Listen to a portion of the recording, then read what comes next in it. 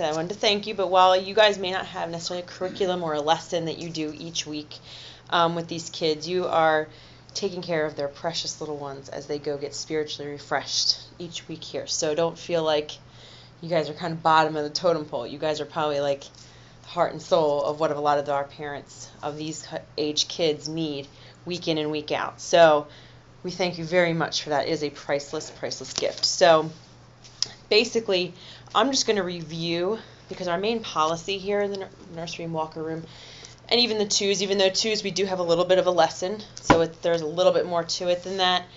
I just kind of want to review all the basic policies again. I know some of you have heard this before. Some of you may just be reminded of a few things. Some of you have talked one-on-one with throughout the last maybe 5 or 6 months as things have changed with the Fellowship 1 tags and the numbers and all that stuff that can get a little discombobulated with parents not paying attention to the screen, the numbers, they think it's the wrong one. Anyway, so the first thing you want to make sure you do when you come in here, or in the infant room, or even in the 2-year-old room, is when the kid is dropped off, make sure they have a tag. So they should all have a tag.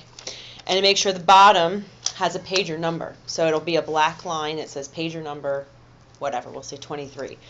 If it doesn't have a number, you guys all have, these ones are red and green in here.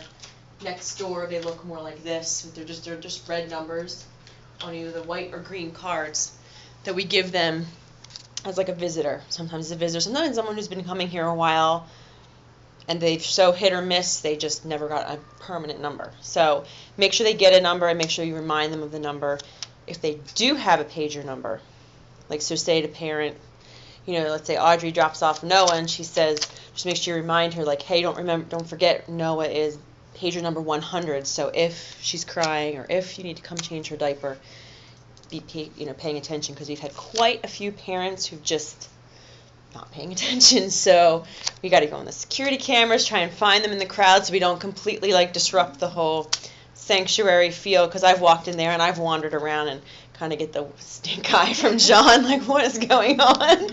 So you really want to kind of be, until parents are really starting to understand and remember their numbers, because like you guys have 4 children and 4 children have 4 numbers, so it's a lot.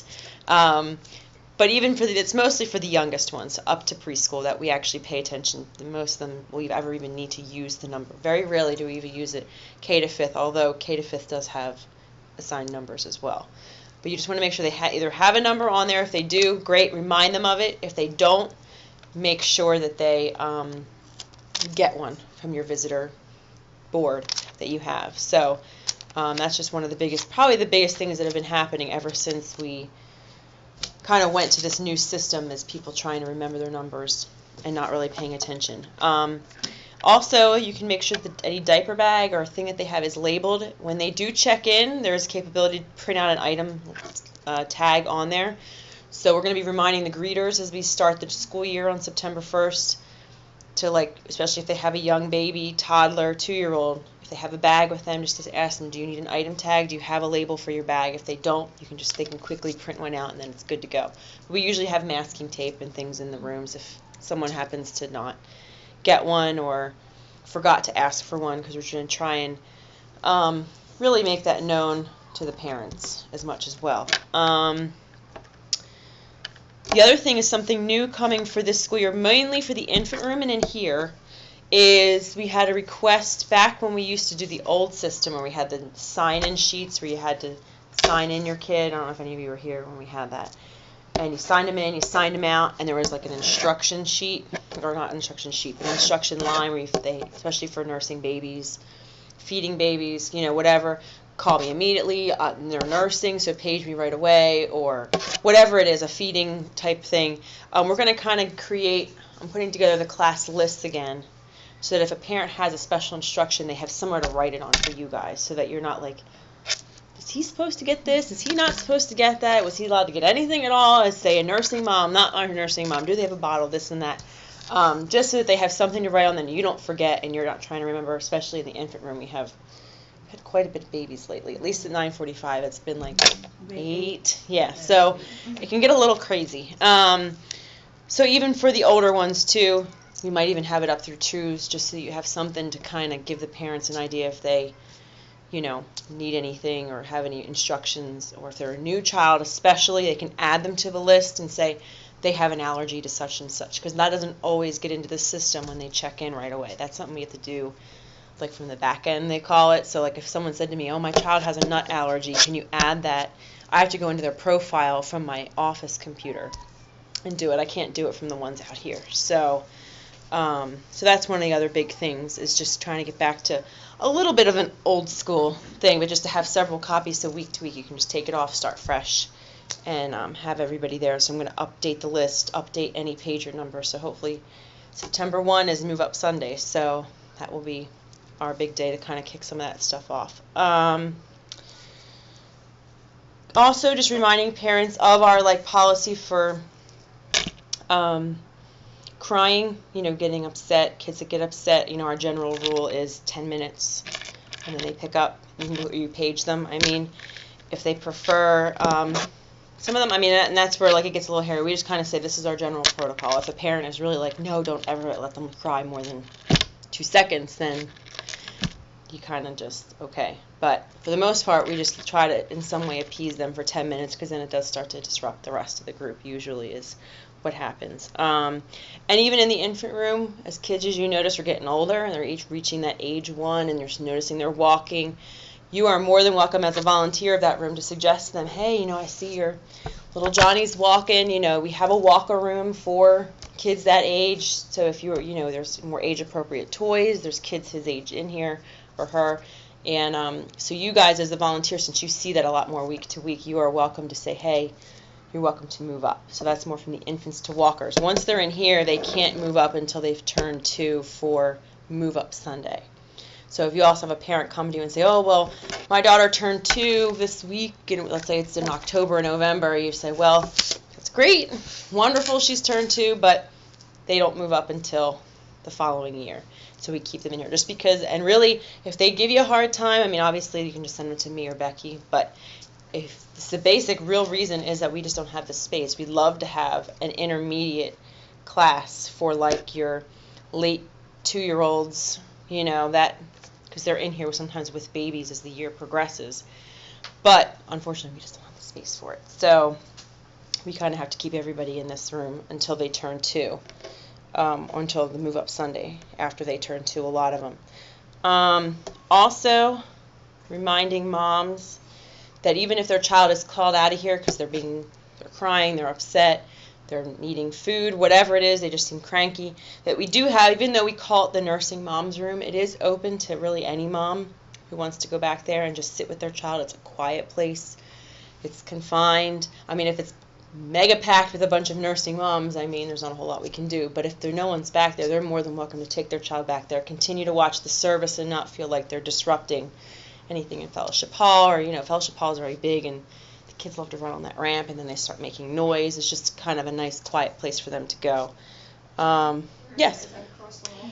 So for the nursing mom's room, as you're going up to the side entrance by the ears to hear of the sanctuary, and you go down the hallway towards the kitchen, to those bathrooms, you go into the kitchen, so you make the left, and you go through it, and on the other side is a nursing mom's room.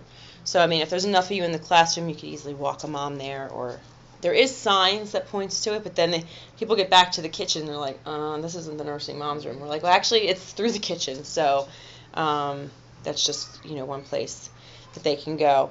And then the other real main business item would be supplies, as you run out of either wipes or batteries, or I'm trying to think of what else you could run out of. Cups, snacks for that room. Yeah, all that stuff. We said this back in January, and if you, it just is a nice reminder. We do have one main storage area. That's the kindergarten storage room. So does anyone not know where that is? Okay, so if you go out the Fellowship Hall, so back outside, and you head towards the cafe, what we call the breezeway that goes between the 2 buildings, there's a door on the left. That's the kindergarten room. That's the entrance. If you go in there, there's a closet straight back, and it has all kinds of supplies. It has our main snack supply, cup supply, cleaning supply, wipe supply. If you go back there and you find still there's nothing in there, There are slips there you could fill out. Write that in there and say, okay, nursery needs such and such, or 2-year-old needs such and such, and put it in. There's like a folder right inside the door, and Keenan, who's our supply person, will get it. Or if you don't have the time to do that, then you can just make a note to yourself and email us at cmsupplies@calvarycentralbucks.org, and just email. And that comes to Becky, me, and Keenan. So between the 3 of us, we'll be able to purchase those items. No one's yet to really use the email address, but it does work. We've tested it. So if you ever need anything, that's probably the best way to make sure that you get it for the following time that you're there.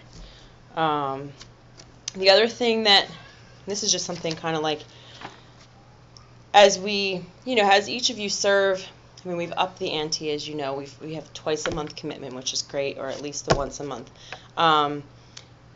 But even still, there's some kids that just have issues with being dropped off. Now, sometimes we go weeks without a problem, but sometimes we'll have week in and week out these same couple of kids.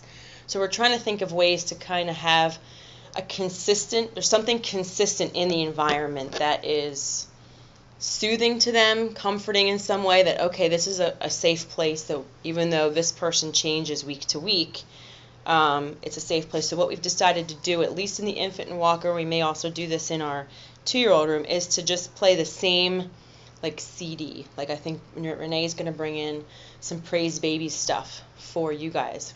Oh, other little side note.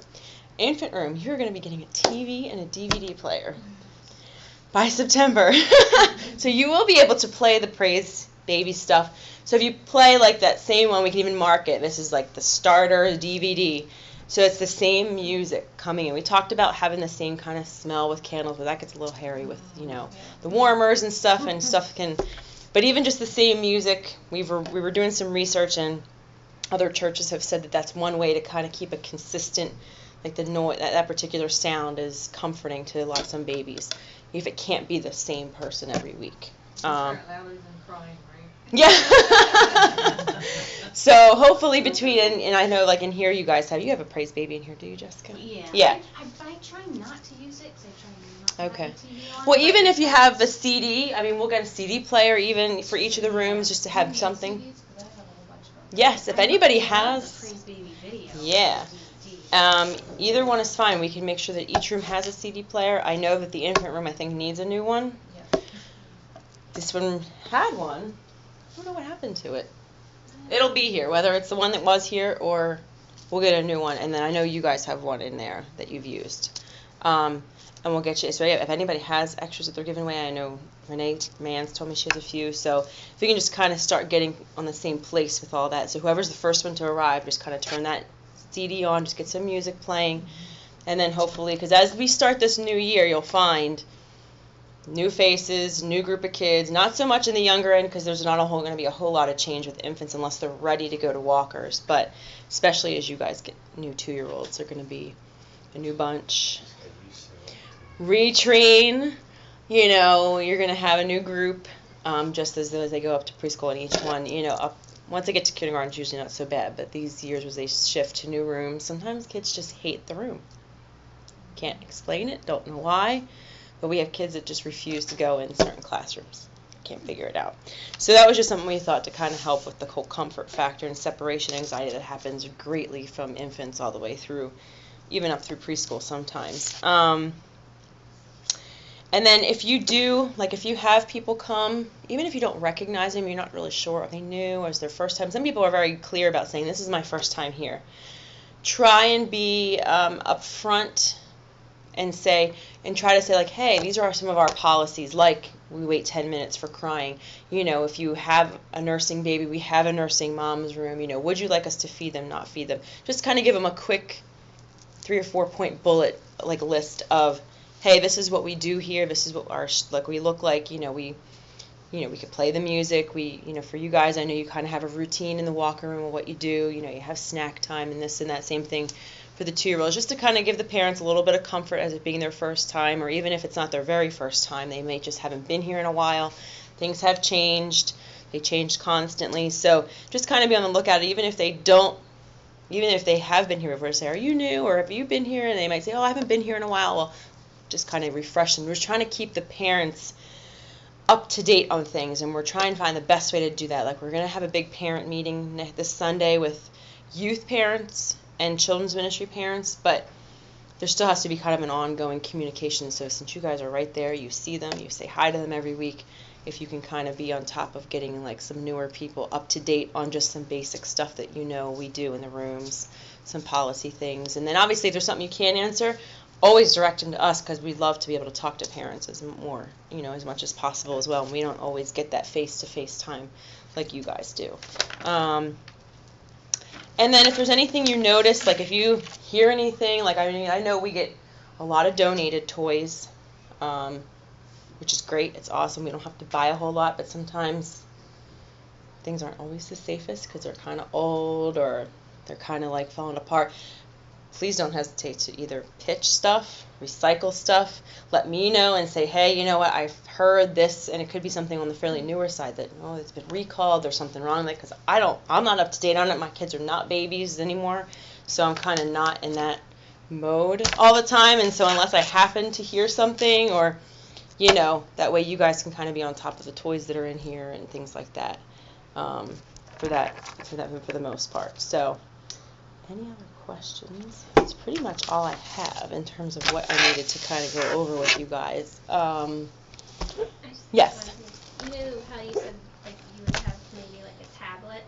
It'll be like a clipboard with like a list, you mean? With the kids' yes. names or whatever? Maybe that we could have a box for them to put their sticker on there. Yeah. They always have their sticker, and they don't always, I don't think, remember. You mean the name tag? Like when they pick up their kid. Oh, yeah, the receipt. Yes. Yeah, we could totally do a template. Yeah. Just make like a little box for them to stick their sticker there, so that they know that, Mhm. Because you said there's custody issues. And stuff there's a like lot of stuff that, sometimes. I know security's been highly vigilant. We have a new security team that is separate from our ushering team, and they walk around. They have the little, what do they call them, pigtails or something they call them, like the Secret Service, if you haven't noticed them. They're walking around with the little cords, and they're walking around the parking lot, because while thankfully we haven't had a ton of things, we do have a lot of, especially custody stuff, where parents who both went here and they split and one leaves and things like that. The kids are going to know who those parents are, and we, and they're going to be like, Daddy, Mommy, but you got to have the receipt in order to. So yeah. We have a box that makes us put the sticker there. Yeah. But sometimes it happens so fast, and they come and get the kid, and it's kind of like, oh. Yeah. Yeah, so you do want to also be on top of getting the receipts as well, as much as possible. Now, if they have multiple children, they can split the thing in half. So if they have a kid in infant room and a kid... There's only two. I know. You got to talk to Nate about that. You might just have to check it off, if they have 4 children in 4 different places and they only have 2 receipts, there's not much you can do about it. The little code's different every week. It is, and that's another security feature, because it has the date and it has a new code, and that's why we don't use those numbers as our pager numbers, because we can't do alphanumeric codes in our pager. We can only do numbers. So that's why we were trying to get the parents to really memorize their kids' number as much as possible. I mean, I have my 2 memorized now. I mean, the first time they gave it to us, I was like, oh, I saw a number go up, and I had to have like a moment. But then I went home and checked, and I was like, okay, those are my 2 kids' numbers. I better put them in my memory bank, because there's times where you never know when there'll be that moment that they might not be that kid that gets called out constantly where you're going to learn your number quickly. So you never know. Stickers that you handed out with the numbers on them, do you remember that? Yes. I still have mine in my Bible, and Yes. they're very helpful. Well, and that's what we might have to do again. We had a bunch of those. We were out there for weeks. I still have a ton that people never picked up. Now, granted, a lot of people have come and gone, and I have to weed through those. But what my plan is to at least update the list to make sure everybody has a number, so that hopefully the start of school, unless you're a brand new person walking in off the street, they'll be the only ones that won't have an actual pager number. And then we may have to do, like maybe mid-fall, like we did last year, do a new set of labels and put it out there. That if you don't have a label, or obviously if they don't know what you're talking about, then it means like you got to go get one. Anybody else get a label this year that they remember picking up? A what? We had labels made up, and we had encouraged parents to come pick them up when you checked in your kids that morning from either me or someone else that day. Just with the numbers? It just has Ella Bishop, a number, such and such, and you put it in your Bible. The kids' numbers. Oh, that's good. 62 and 112, and you get older ones, huh? Well, and like I said, once they hit a certain age, you don't really worry about it They're as fine. much. Yeah, but we try to make sure everybody up through preschool has I a try number. to tell people, yeah, just like write it in your Bible or something. Yeah, I mean, and we've been trying to really be vigilant because there's just so. That's the only like one thing I've noticed with this new system is how the population has. There's a core group of us that come regularly, but there's quite a few that They always just think it's that don't. code, and Yeah. sometimes they argue with me. I'm like, no, it's okay. That's not it. No. Yes, this is it. Like, no, it's not. Yeah. In the very beginning, people were coming out in droves, like, wait, I saw number 9 up there. And I'm like, well, there's probably a dozen 9s because it's 9VF and 9WY and all the different stuff. So, yeah, so that's why, as much as possible, we're going to try and do another mass type thing. But even if you guys can just kind of keep them, reminding them, because we've had a few, because as you know, in this room and next door, if you recall, we don't do diaper changes. So if we got a poopy one, like, we're calling mom and dad. It's not our problem. So. Infants, you do. Unless it's a major, major issue and you're like, yeah, I'm not touching that, then we call mom. But for the most part, yeah, and here because we don't have a changing table and then because we can get a number of kids that, especially next door, you got so many of them. Well, and they're a little older, but there's a changing table right in the bathroom back here, so we just tell parents to, and we always have diapers usually on hand. There's either pull-ups in there or we have a whole stash of stuff under here. But you don't, I mean, they don't necessarily want them to go back to the service, do they? Like they would stay in that other room? If they're just changing a Parents? diaper? Yeah. Preferably, if their child has no problem being dropped back off, then there shouldn't be any reason, unless it's like the end of service or something and it's like the last song, then they might just say, oh, you know what, I'll go pick up my other. But if it's right in the beginning, yeah, I guess they would. Yeah, I mean, unless it's a kid like who really is like, it's going to be super upset, they either have to just take them. I mean, it just depends, because like if we have, like when Audrey and Mike are in there, let's say in their room, there are at least 2 adults, so there's still an adult in the room if someone were to leave and change. Because we've had times where people just don't know the numbers, we can't find them, and the kid's got a dirty diaper. What do? You have no choice at some point but just to change them. We don't like to leave our teenagers in here by themselves, and they're not allowed to change diapers. So if you're working with a teen and you don't have another adult in the room, you got to do your best to just either you change them right here, or if you have a second adult, then it's easy for you to step out into that. But the changing table in there, it's the one off the wall. You're on top of a tile floor. You just never know what could happen. God forbid the kid rolled off. You've got some squirmy ones that don't like it. So that's why we really just try and get the parent to do it at that age, because at least in the infant room, they're smaller, they're more secure, they're on a changing pad and stuff like that. So. But yeah, they can easily go back into church. I mean, 90% of the kids don't have an issue just jumping right back in here. Any other questions? Comments? Thoughts? Suggestions even? I don't know how to page people. Oh.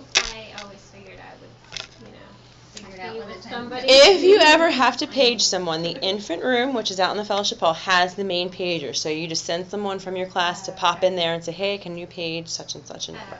And they'll do it for you, usually. I mean, unless their hands are full, then you can totally go in. But usually someone in there can easily punch in the number so that you can just wait for the parent to come out and then take them back to the room. I mean, most of them, if they are aware of their numbers, which it's gotten a little better, they know which kid and which room they're in, so they usually can find you pretty easily. And don't you have to cancel it? Yes, you have to They come cancel. out? Yeah. And how do you do that, Jen? I think there's a cancel button. Yeah, on You the. put the number in first and then press count? No, it's already in. It's already in, so you're just gonna The hit numbers- cancel. Yeah. Okay. Yeah, and I did notice if we put in more than, I think at least 2 numbers we've had lately, it was like 515 and 516, so it was very subtle, but it switched between the two if we did page 2 numbers at once. So it does have the capability of doing more than 1 at a time. I don't know about more than 2, but We can always try. we've never needed more than 2 at once. I mean, that's a bad Sunday when you see the numbers flipping, you're like, uh-oh. You could test it out. I'm going to test it out right now. Yeah, so that's how you cancel it. I mean, and obviously I'm always on the lookout when I'm in there. So if I see a number paged more than once and I haven't seen anybody get up, I'm usually coming out and being like, okay, who is it? Let me see if I can find them, because then I need to somehow quietly sneak back in and get said parent and just gently remind them that, okay, that number up there, that's yours. So that's about it.